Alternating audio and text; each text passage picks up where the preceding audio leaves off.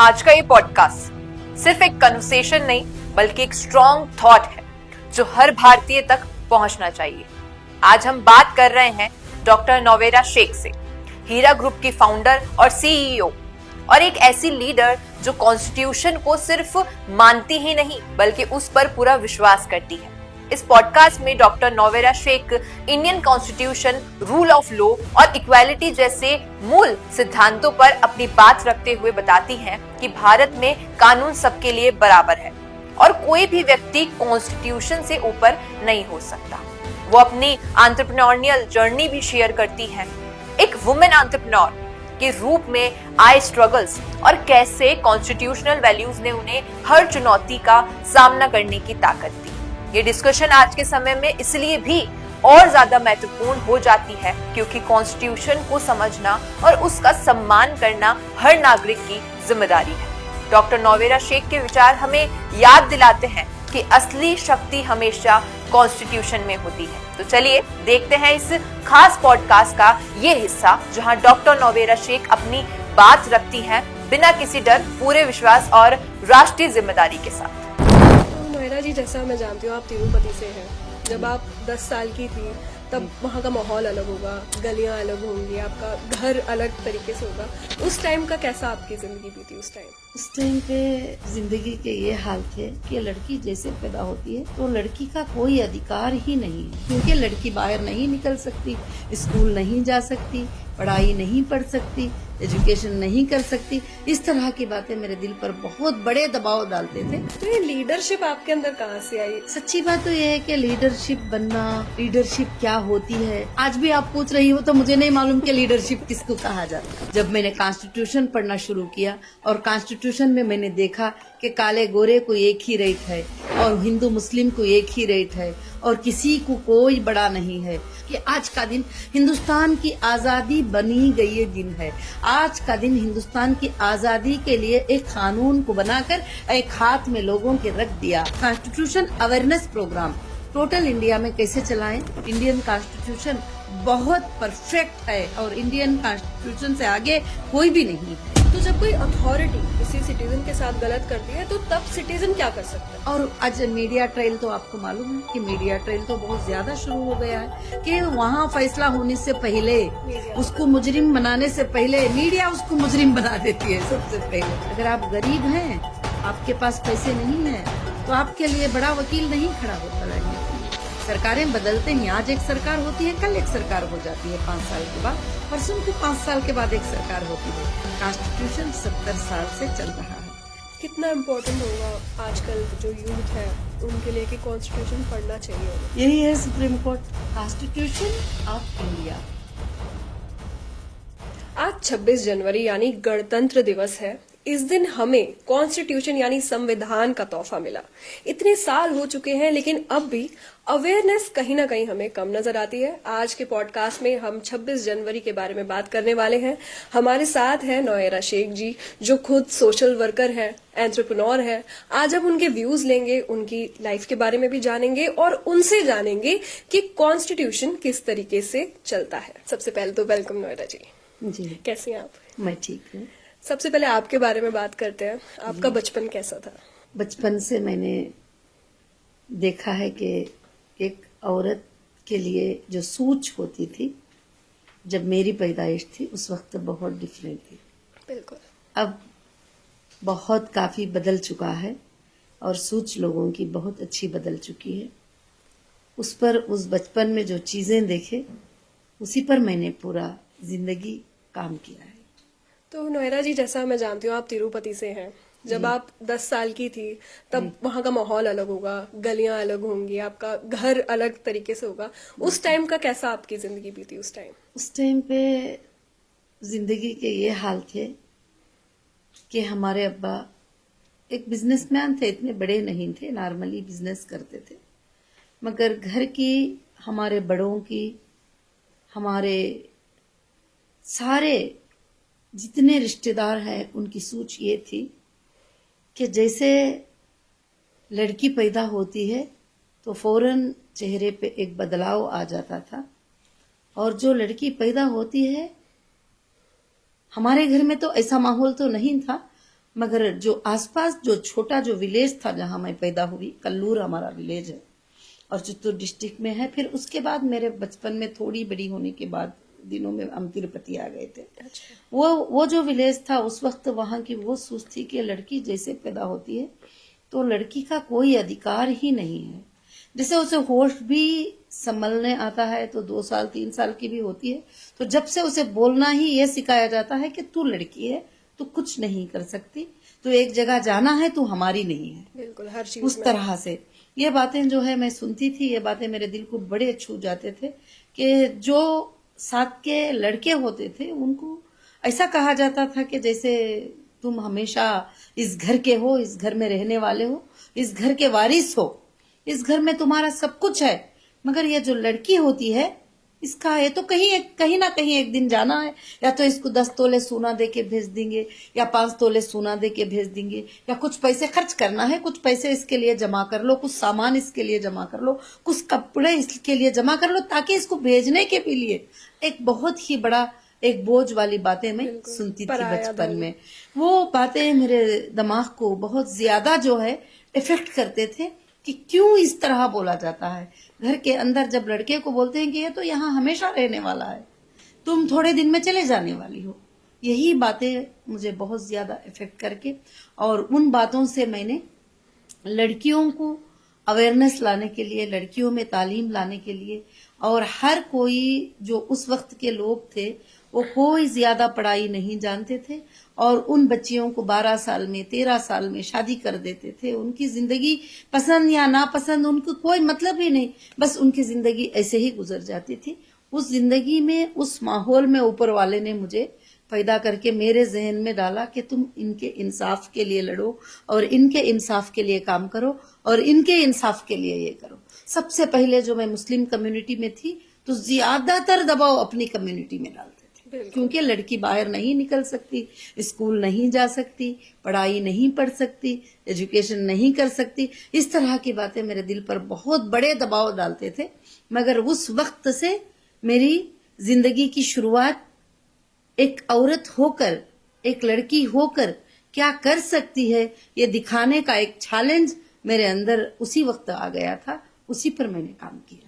मेरा बचपन ऐसा गुजरा कि बस ऐसा होता था, उस टाइम पे ज्यादा लाइटिंग उजाले नहीं होते थे, स्ट्रीट लाइट होते थे, छोटे छोटे स्ट्रीट लाइट होते थे। उस वक्त भी जो लोग पढ़ाने आते थे वो लड़कों को पढ़ाते थे, लड़कियों को नहीं पढ़ाते थे। मैं ये करती थी कि वो लड़कों को जो पढ़ाते ही वही सुनकर मैं पढ़ लेती थी। ABC करके उनको पढ़ाते तो मैं इधर चोरी से बैठ के लिख लेती थी, क्या बोलते हैं, ये बात क्या है करके बोल के, क्योंकि लड़की को पढ़ाना जरूरी भी नहीं समझते। ऐसे माहौल से मेरा एक टाइम चला और एक टाइम गुजराव आया। जी। तो आपकी 16 साल की जब उम्र हुई होगी, आप ऑब्जर्व कर रही होंगी अपने आस पड़ोस में सब कुछ, तब आपने तब सोच लिया था कि अब इसी पे जो यही मेरी पूरी जिंदगी का मकसद है कि मुझे इसी पर लड़ना है आगे? मैंने घर में से लड़ाई तो मैंने बचपन से ही पूछना शुरू कर लिया। ऊपर वाले ने, रब ने मेरे दिल में ये क्वेश्चंस पैदा कर दिए कि मैंने सबको क्वेश्चंस करना शुरू कर लिया कि मेरे में और भाई में क्या फर्क हो सकता है, मेरे में और लड़के में क्या फर्क हो सकता है, क्यों उनको अपना मानते हो, एक लड़की को पराया मानते हो। हमेशा ये बात होती रही। और जब वो उसको पढ़ाकर जाने वाले टीचर उससे ज्यादा मैं पढ़कर बता देती थी तो लोग जो है उस टाइम पर ये करते थे। तो मैंने जब उस वक्त से शुरू करते करते यहाँ तक कि जब मैं 15 साल की एज को पहुंची तो उस वक्त तो मुझे इतनी समझ आ गई थी कि यहाँ तक कि मेरे आसपास बहुत सारी औरतें जमा हो गई थी। बिल्कुल। तो जैसे आप बड़ी होती गई, जी बड़ी होती गई और मैंने सबको बताया कि हमारे कुरान को पढ़कर मैंने बताया, इंडियन कॉन्स्टिट्यूशन के बारे में मैंने स्टडी किया और मैंने बताया कि सबके इक्वल राइट्स हैं, इक्वल जस्टिस हैं और कहीं पर भी ऐसा नहीं लिखा है कि लड़की को इस तरह से करना है। और उस वक्त में आप समझ सकती है कि कितनी दुनिया टूट पड़ी होंगी। सबको जब बताया जाता था कि औरतों के हुकूक ही, ये सब जितने भी बातें बोले जा रहे हैं ये बातें गलत बातें हैं, ये बातें अपने बनाए हुए बातें ही, ऊपर पैदा करने वाले ने ये बातें नहीं बताया है। तो उस वक्त की फाइट कैसी होगी, उस वक्त किस तरह से उसको हैंडल करना पड़ा, किस तरह से, उस तरह से मैंने बहुत सारा काम भी किया और फिर उसके बाद मेरी जिंदगी शुरू हुई उसी से। अगर बात इसमें हम स्ट्रगल की करें, देखिए समझाना बहुत मुश्किल होता है कि पढ़ाई की इम्पोर्टेंस क्या है, पढ़ाई सिर्फ तुम्हारे लिए एक जरिया है, सर्वाइवल है। जी। तो तब आपने कैसी स्ट्रगल्स फेस करी, कैसे आप समझा पाई लोगों को, लड़कियों को, कि शादी से बढ़ो, आगे बढ़ो? उस वक्त ऐसा था कि 7th पढ़ लेती कोई भी लड़की तो उसको रोक देते थे, वो बता देते थे कि 12 साल तेरी उम्र हो गई, अभी जाना नहीं है कहीं पर भी। तो मैंने सबसे पहले अपनी कम्युनिटी के लड़कियों को समझाना शुरू कर लिया कि हम जा सकते हैं, हम पढ़ सकते हैं, हम पढ़ाई कर सकते हैं। अगर ये नहीं भी भेजेंगे तो फिर हम जाके पढ़ेंगे और हम इनसे बात करेंगे। तो घरों में उनके माँ बाप को समझाना, उनके बड़ों को समझाना, उनकी पढ़ाई के लिए कोशिश करना, ये सब कुछ काम मैंने शुरू कर लिया। फिर उसके बाद मुझे कहीं सपोर्ट मिलना नजर नहीं आया तो फिर मैंने खुद का एक इदारा 1998 में तिरुपति में मैंने स्टार्ट कर दिया। तो ये लीडरशिप आपके अंदर कहाँ से आई? आप जो स्ट्रीट लाइट्स के नीचे पढ़ रही थी तब आपने सोचा कि अब मुझे कुछ करना होगा, अब मैं लीडर बनूंगी? सच्ची बात तो यह है कि लीडरशिप बनना, लीडरशिप क्या होती है, आज भी आप पूछ रही हो तो मुझे नहीं मालूम कि लीडरशिप किसको कहा जाता है। मगर मेरे अंदर ये सोच कर कुछ बातें आ गए कि अब मैं नहीं खामोश रहूंगी, मैं इन सबको बताऊंगी कि हमारे राइट्स क्या है और हमारे हक क्या है, हमारे हुकूक क्या है। हमको कोई भी दबा नहीं सकते, किसी लड़की को उसके मर्जी के बगैर शादी नहीं कर सकते। और कोई भी लड़की कमा भी सकती है, वो बिजनेस भी कर सकती है, वो पढ़ाई भी कर सकती है और वो पॉलिटिक्स में भी आ सकती है। उस लड़की को जो है ना सब कुछ हुकूक मिलना चाहिए। उसी वक्त से जो है हमने जुबान उठाना शुरू कर लिया और एक मिशन, एक अवेयरनेस शुरू किया मैंने तिरुपति चित्तूर डिस्ट्रिक्ट में। छोटे छोटे विलेजेस में अवेयरनेस शुरू किया।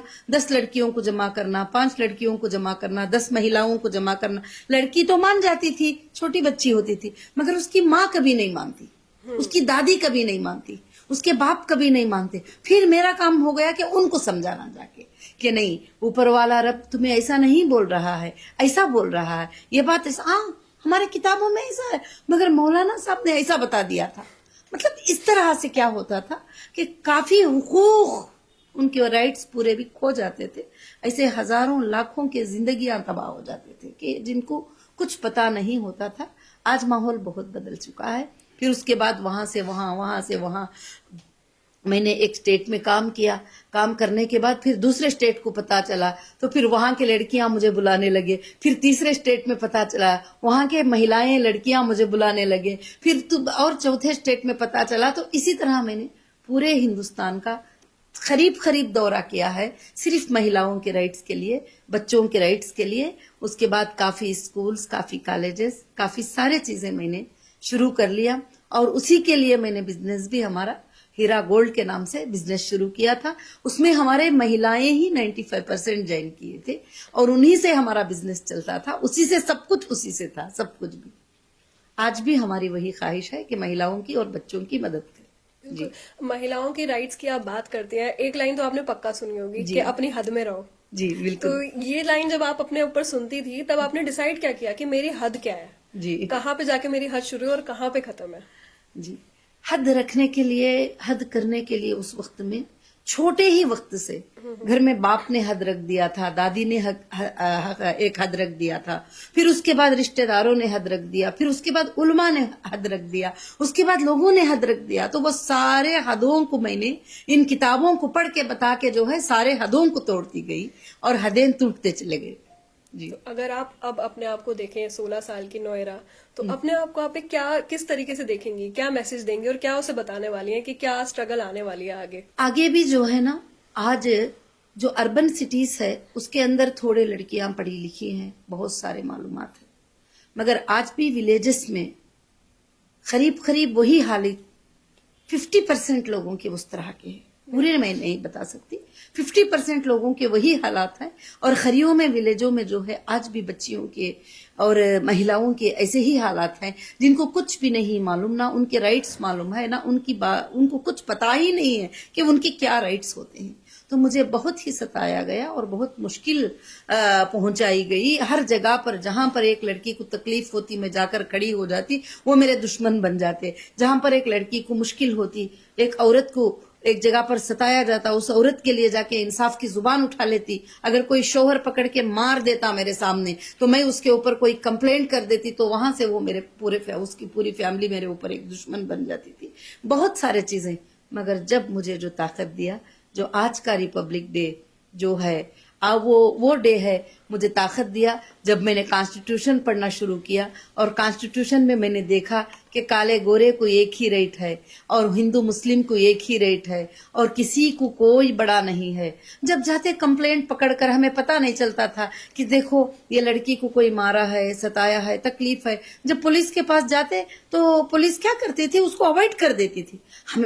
हमें पता नहीं उतनी छोटी उम्र में कि क्या है, किसको बात करना है, क्या बात है। मगर उसको कहीं से फोन आता था एक पॉलिटिशियन का, और वो एक वहां का एमएलए लोकल का फोन कर देता तो वो बिल्कुल बेचारा खामोश हो जाता था।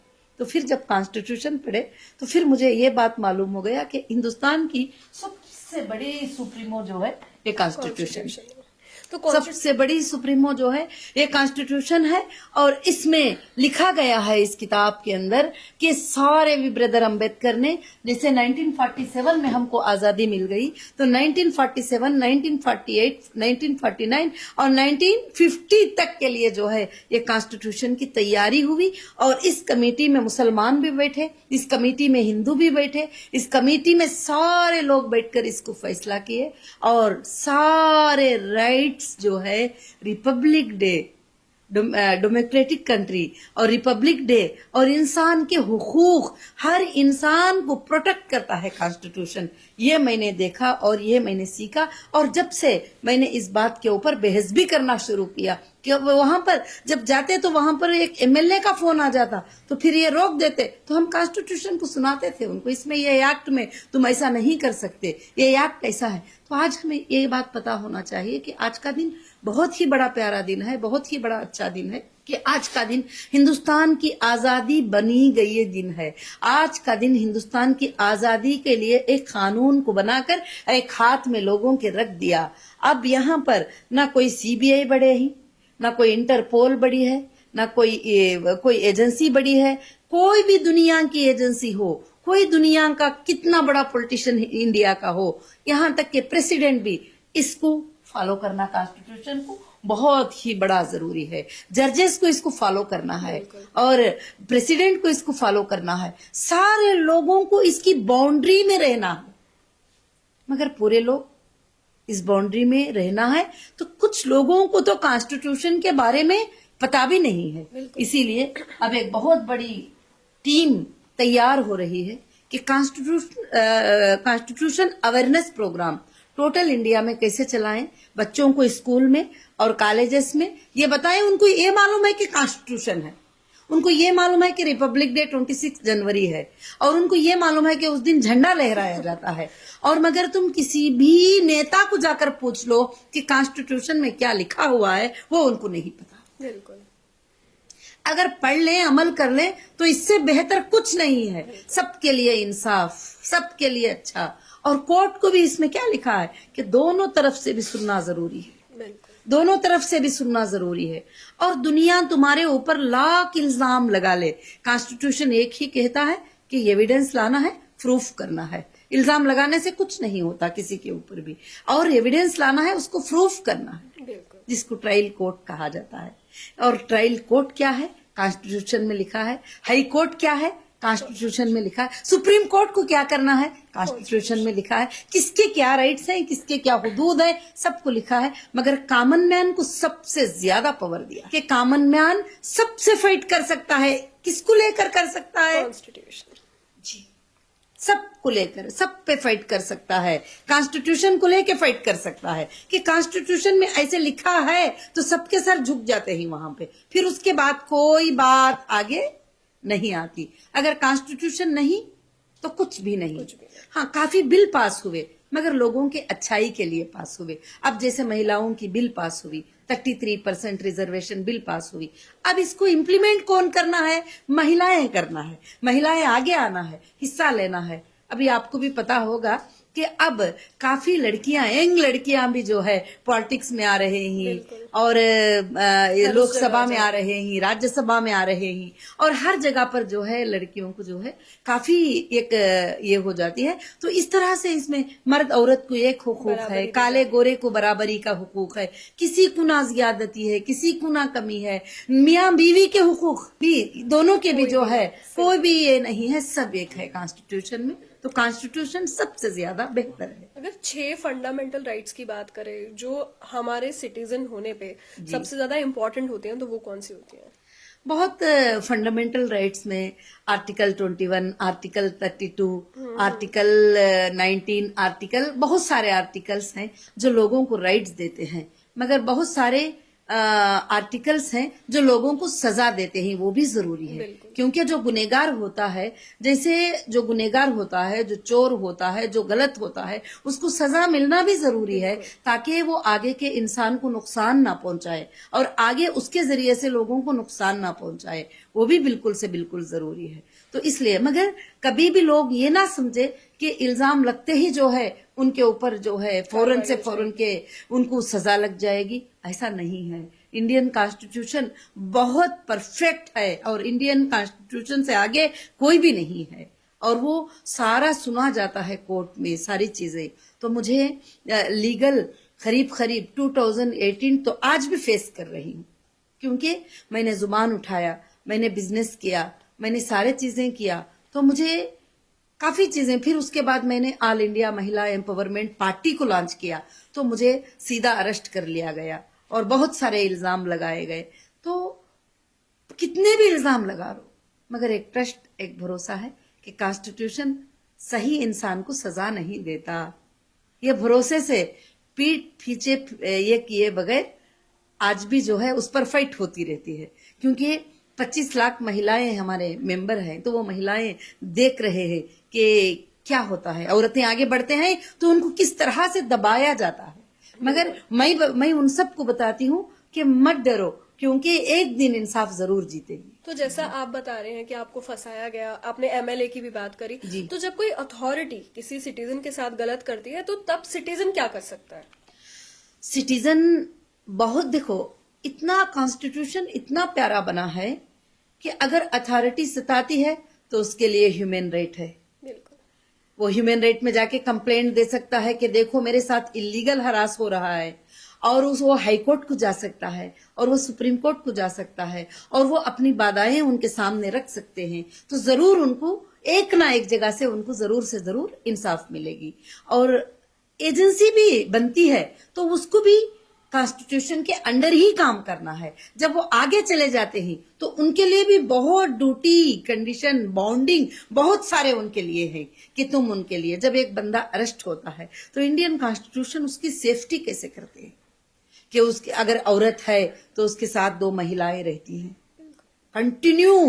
कंटिन्यू रहती है। अगर वो इन्वेस्टिगेशन में भी होती है तो साथ में बैठी रहती है। ये बहुत सारे लोगों को पता नहीं होता है और वो समझते हैं कि जैसे अरेस्ट हो गए तो बस बहुत सारे चीजें हो जाते हैं, उनको ऐसे बात करते हैं, मर्दे वो करते हैं, ये बहुत सारी चीजें, गंदी बातें भी बहुत सारी बोलती हैं। मगर क्या है कि 2 महिला पुलिस उनके साथ रहती है और उनके खाने का ख्याल रखा जाता है, उनके पानी का ख्याल रखा जाता है, सब कुछ कॉन्स्टिट्यूशन में। यहाँ तक कि जब उनको जेसी में जेल में रखते हैं तो जेल में भी उनको हुकूक दिए जाते हैं, मगर हुकूक को पूरे कंप्लीट नहीं किए जाते।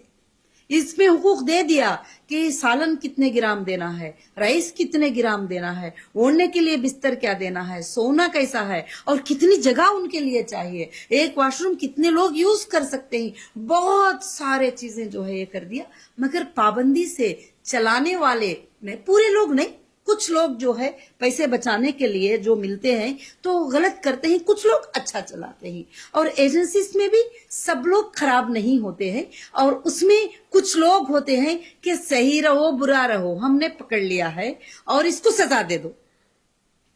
मगर कोर्ट देखती है उसको, कोर्ट ऑब्जर्व करती है कि गुनहगार हो तो सजा देती है, गुनहगार नहीं है तो सजा नहीं देती है। और उसी तरह से उसमें भी अच्छे लोग भी हैं, जो जो सच होता है वही लिखते हैं, और जो लोग गलत होते हैं और वो लोग कुछ भी लिख देते हैं, जहां से फोन आ गया ये लिख दो। हाँ, और आज मीडिया ट्रायल तो आपको मालूम है कि मीडिया ट्रायल तो बहुत ज्यादा शुरू हो गया है कि वहां फैसला होने से पहले, उसको मुजरिम बनाने से पहले मीडिया उसको मुजरिम बना देती है सबसे पहले। जी, तो जैसे हम बात करें आर्टिकल 14, 19 और 20, यस, ये ऐसे आर्टिकल्स हैं जो आपको सबसे ज्यादा राइट देते हैं। Yes, इसमें साफ बिल्कुल, लिखा है कि सब बिल्कुल। बराबर है।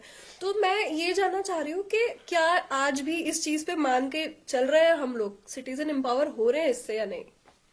मैंने यही आज का हमारा बैठना यही है कि सिटीजन को ये मालूमात ही नहीं है। agree। आपके घर में 10 लोग हैं तो आर्टिकल 19, आर्टिकल 132, आर्टिकल 14, आर्टिकल क्या होते हैं, आर्टिकल किस लिए होते हैं, क्या पता है उनको? मुझे खुद को भी नहीं पता नहीं था। पता। मुझे भी खुद को नहीं पता था। बाद में उसको मैंने पढ़ा और उसको मैंने समझा, और यहाँ तक कि हमको ये भी नहीं पता है कि क्रिमिनल कोड क्या है, सिविल कोड क्या है, और सिविल में क्या सजा होती है, क्रिमिनल क्या होता है, और नॉर्मल नेचुरल क्या होते हैं, फैमिली केसेस क्या होते हैं, ये सब कुछ जो है किसी को भी पता नहीं है। जब अवेयरनेस आएगा तो घर में एक 10 मिनट कॉन्स्टिट्यूशन को पढ़ा जाएगा तो वो बच्चा भी जो है खड़ कर बात कर सकेगा। अगर अभी आजकल क्या हो गया है, कोर्ट्स भी कुछ जगह पर एक बाजार की तरह हो गई। क्यों? कि वहां पर फीस फिक्स की जाती है। आपको पता है, अगर आप गरीब हैं, आपके पास पैसे नहीं हैं, तो आपके लिए बड़ा वकील नहीं खड़ा होता लड़ने के लिए। जिसको तुम खड़ा करती हो 10-20 हजार देकर, वो तुम्हारे लिए सही लड़ नहीं पाता। उसका फेस नहीं होता है, क्या बोलते हैं, फेस वैल्यू। मगर मैं कहती हूँ फेस वैल्यू नहीं, कॉन्स्टिट्यूशन वैल्यू। कॉन्स्टिट्यूशन को लेकर आप खुद खड़ी हो सकती हो, कॉन्स्टिट्यूशन को लेकर आप खुद लड़ सकती हो। आप लायर नहीं हो, मगर जज साहब के सामने आप खुद बता सकती हो कि ये मेरे साथ गलत हुआ है, ये इस तरह से गलत किए ही, ये इस तरह से गलत है करके आप अपनी लड़ाई लड़ सकती हो। मैं चाहती हूँ कि देश का हर बच्चा, हर महिला, हर औरत कॉन्स्टिट्यूशन को लेकर वो खुद इस काबिल बन जाए कि वो पूछे आगे सवाल। क्या सरकार, गवर्नमेंट जो होती है वो बढ़कर हो सकती है कॉन्स्टिट्यूशन से? बिल्कुल नहीं। कॉन्स्टिट्यूशन सुप्रीमो है, कॉन्स्टिट्यूशन सबसे बड़ा होता है। सरकारें बदलते हैं, आज एक सरकार होती है, कल एक सरकार हो जाती है 5 साल के बाद, परसों को 5 साल के बाद एक सरकार होती है। कॉन्स्टिट्यूशन 70 साल से चल रहा है और कॉन्स्टिट्यूशन चलेगा हमेशा। कॉन्स्टिट्यूशन नहीं चलेगा तो गूंडा का राज हो जाएगा। और कॉन्स्टिट्यूशन से आज भी देश के 90% लोग जो है, अगर उनको मालूम भी नहीं है तो ला के लिए डरते हैं, डर कर जो है चलते हैं, ला से डरते हैं, ला से डर कर जो है चलते हैं। तो कॉन्स्टिट्यूशन सबसे ऊपर, सबसे ऊंचा है हिंदुस्तान में। जब मान लीजिए कभी देश में कोई इमरजेंसी लग जाती है जी, तो तब कौन से ऐसे राइट्स होंगे जो उसके वक्त भी इंसानों के पास, सिटीजन के पास होंगे अवेल करने के लिए कि भाई अब कुछ नहीं हो सकता? कुछ नहीं हो सकता ऐसा है ही नहीं। अगर कोर्ट्स खुले हैं तो कितनी भी बड़ी इमरजेंसी लग जाए तो उसके लिए अधिकार होते हैं। और किस तरह की इमरजेंसी, उसको इमरजेंसी में अलग अलग तकलीफ होती है। कोई घर में बंद हो जाता है, कोई बाहर बंद हो जाता है, कोई भूखा रहता है, कोई आगे से फिरता है। तो किस तरह का भी एप्लीकेशन कोर्ट में वो लगा सकता है। अगर कोर्ट नहीं तो उसके लिए इंसाफ कौन देगा? बिल्कुल जी, सही कहा आपने। जी। सिटीजन के जो राइट्स है उनका मिसयूज होते हुए तो हम रोज ही देखते हैं, सोशल मीडिया पे कितनी न्यूज आ रही है रोज। लेकिन उस वक्त जब मुझे पता चलता है कि मेरी राइट्स का यहाँ पे मिसयूज हो रहा है, तब मैं क्या कर सकती हूँ?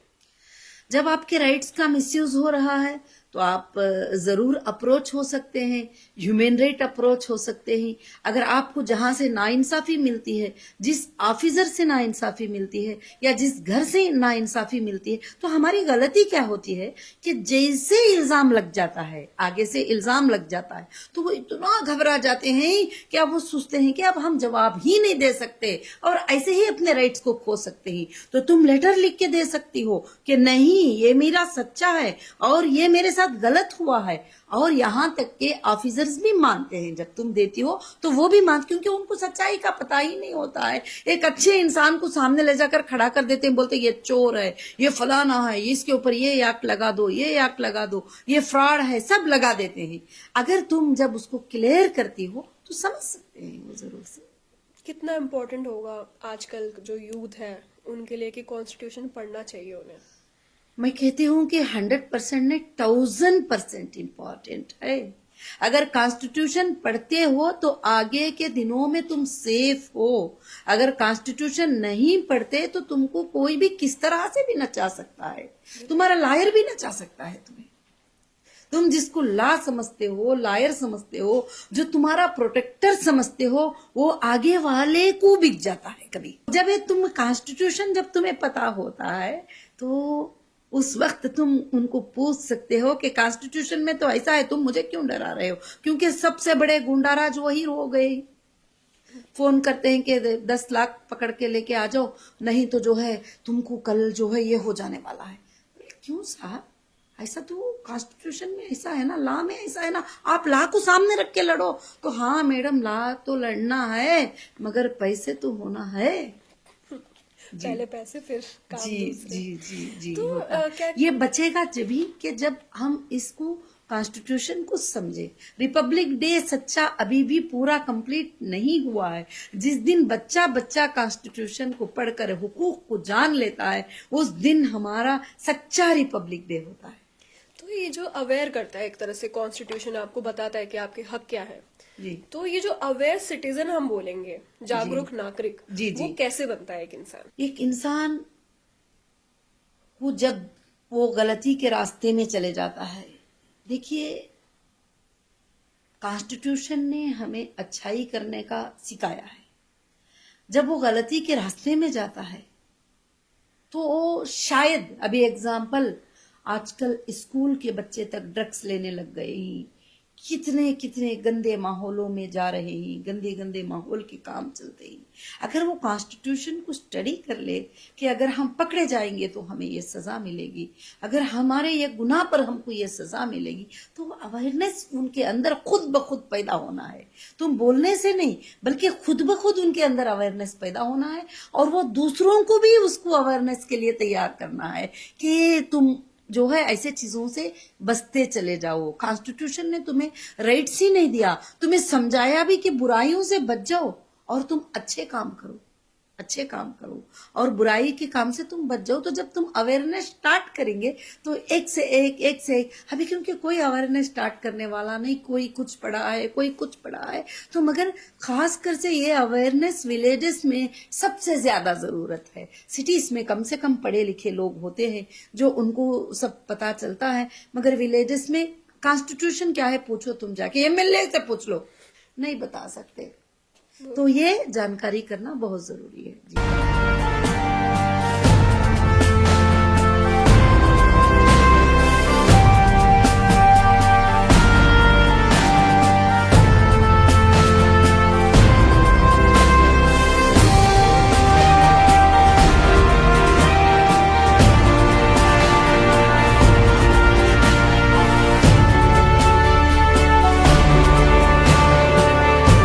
और जरा ध्यान से सुनिए, क्या आप हमारी इन खबरों से अपने व्यापार को भी बढ़ाना चाहते हैं? तो आप भी खबरों के दौरान इस तरह के एलिमेंट्स पर अपना विज्ञापन दे सकते हैं, या फिर ऐसे खबर के 1 मिनट बाद अपना पूरा विज्ञापन डलवाएं, जो कि 8 लाख से ज्यादा सब्सक्राइबर्स और फॉलोअर्स वाले द फैक्ट इंडिया चैनल्स और पेजेस से राजस्थान के कोने कोने में पहुंचेगा, और इससे आपका व्यापार, ब्रांड सब कुछ बढ़ेगा।